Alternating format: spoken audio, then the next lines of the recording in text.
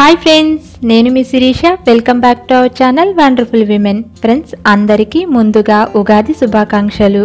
ఈ రోజు వీడియోలో ఉగాది పచ్చడి ఎలా తయారు చేసుకోవాలో చూద్దాం. ఉగాది పచ్చడి అంటే మనందరికీ తెలుసు, షడ్రుచుల సమ్మేళనమని. ఈ పచ్చడిలోని షడ్రుచుల్లాగానే ఈ సంవత్సరం పొడవునా మన జీవితంలో ఎదురయ్యే మంచి చెడులను, కష్ట సుఖాలను, ఆనంద విషాదాలను సంయమనంతో సానుకూలంగా స్వీకరించాలనే గొప్ప సందేశాన్ని ఈ పచ్చడి ద్వారా మనం గ్రహించాలి. మరి ఇంక లేట్ చేయకుండా ఈ ఉగాది పచ్చడిని ఎలా తయారు చేసుకోవాలో చూసేద్దామా. ఈ ఉగాది పచ్చడిని ఒక్కొక్కళ్ళు ఒక్కొక్క రకంగా చేసుకుంటారండి. మా ఇంట్లో మా పెద్దవాళ్ళ దగ్గర నుంచి నేర్చుకున్న ఉగాది పచ్చడి తయారీ విధానాన్ని ఈరోజు మీకు చూపిస్తాను. దానికి కావలసిన పదార్థాలు ఏంటంటే మామిడికాయ, చింతపండు, వేయించిన శనగపప్పు, ఉప్పు, బెల్లం, ఒక పచ్చిమిరపకాయ, వేప పువ్వు, వీటితో పాటు ఒక అరటిపండు. ఇది ఆప్షనల్ అండి, మీకు నచ్చితే వేసుకోండి, లేదంటే మానేయచ్చు. ఫస్ట్ వేప పువ్వుని తీసుకుని దాని కాడలను తీసేసుకుని పువ్వుని సెపరేట్ చేసుకోవాలి. ఈ విధంగా సెపరేట్ చేసుకున్న పువ్వుని ఇప్పుడు ఈ పువ్వుల్ని చేతిలో వేసుకుని నెమ్మదిగా ప్రెజర్ ఇస్తూ ఇలా రౌండ్గా తిప్పితే పువ్వుల నుంచి రేకులు సెపరేట్ అవుతాయి.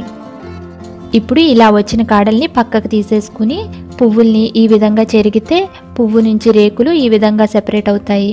ఇప్పుడు ఈ రేకలన్నింటినీ ఈ విధంగా ఒక బౌల్లోకి తీసి పెట్టుకోవాలి. ఇప్పుడు పచ్చడి తయారీ విధానం చూద్దాం. ఒక బౌల్ తీసుకుని ఇప్పుడు ఇందులో ఒక నిమ్మ సైజ్ అంత చింతపండుని నీళ్లలో నానబెట్టుకుని రసం తీసుకుని ఆ రసాన్ని ఈ బౌల్లో యాడ్ చేసుకోవాలి. ఇందులో ఉప్పదనం కోసం కొంచెం ఉప్పు, తీపి కోసం 2 టేబుల్ స్పూన్ల బెల్లం వేసుకుని ఈ బెల్లం బాగా కరిగేంత వరకు కలుపుకోవాలి. బెల్లం బాగా కరిగిన తర్వాత అరటిపండుని ఈ విధంగా ముక్కలుగా కట్ చేసుకుని వీటిని ఇందులో వేసుకుని ఫోర్క్తో కానీ చేతితో కానీ లైట్గా మెదుపుకోవాలి. అరటిపండు వేసుకుంటే ఉగాది పచ్చడి చాలా బాగుంటుందండి. మీకు నచ్చకపోతే ఇదొక్కటి వదిలేయండి. చూడండి, ఈ విధంగా అరటిపండుని స్మాష్ చేసుకోవాలి. ఇప్పుడు ఇందులో కారం కోసం ఒక పచ్చిమిర్చిని ఈ విధంగా చిన్ని ముక్కలుగా కట్ చేసుకుని వేసుకోవాలి. తర్వాత వగరు కోసం ఒక స్పూన్ వేయించిన శనగపప్పును వేసుకోవాలి. ఇప్పుడు చేదు కోసం ముందుగా తీసి పెట్టుకున్న వేప పువ్వు రేకల్ని వేసుకోవాలి. తరువాత పులుపు కోసం మామిడికాయని ఇలా చిన్న ముక్కలుగా కట్ చేసుకుని వేసుకోవాలి.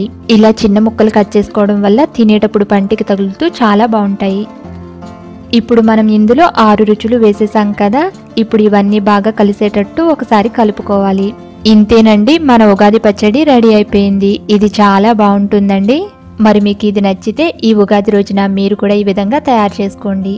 ఇందులోనే కొంతమంది కొబ్బరి కానీ, చెరుకు ముక్కలు కానీ, ద్రాక్ష పళ్ళు కానీ, దానిమ్మ గింజలు కానీ వేసుకుంటారు. వీటిలో మీకు ఏదైనా నచ్చితే అవి కూడా వేసుకుని పచ్చడిని తయారు చేసుకోవచ్చు. ఈ వీడియో మీకు నచ్చినట్లయితే లైక్ చేయండి, షేర్ చేయండి. అలాగే మీకు ఎలా అనిపించిందో కూడా నాకు తప్పకుండా కామెంట్లో చెప్తారు కదా. మరి మీరు ఇప్పటి వరకు ఈ ఛానల్ని సబ్స్క్రైబ్ చేయకపోతే సబ్స్క్రైబ్ చేసి పక్కనే వచ్చిన బెల్ని కూడా ప్రెస్ చేయండి. Thank you for watching this video.